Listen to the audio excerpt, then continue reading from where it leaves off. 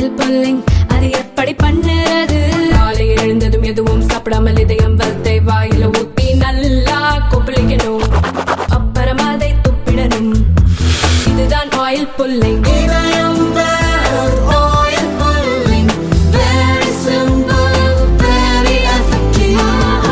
Central சதுக்கத்தில் 365 கோடி ரூபாயில் 27 மாடி கட்டிடம் கட்ட சுற்றுச்சூழல் அனுமதி வழங்கியுள்ளது.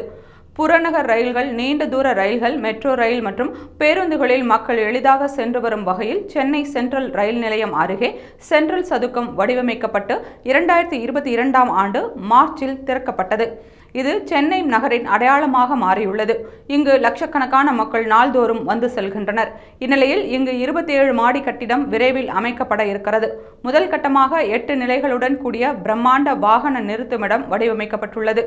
இங்கு 1500 இருசக்கர வாகனங்கள் மற்றும் 400 4 சக்கர வாகனங்கள் என மொத்தம் 1900 வாகனங்கள் நிறுத்தும் விதமாக திட்டமிடப்பட்டுள்ளது.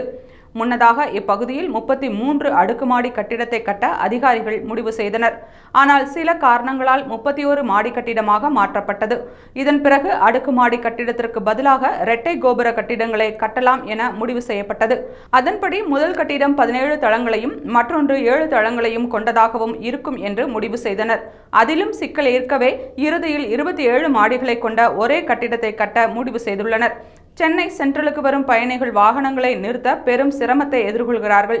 வரும் காலத்தில் வாகன நெரிசல் மேலும் அதிகரிக்கும் என எதிர்பார்க்கப்படுகிறது. இதை கருத்தில் கொண்டு இந்த பிரம்மாண்ட கட்டிடத்தை கட்ட முடிவு செய்துள்ளனர்.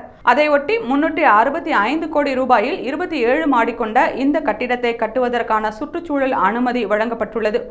இந்த ஆண்டு கட்டிடம் கட்டுவதற்கான கட்டுமான பணிகள் தொடங்கப்பட உள்ளதாக மெட்ரோ நிர்வாகம் தகவல் தெரிவித்துள்ளது.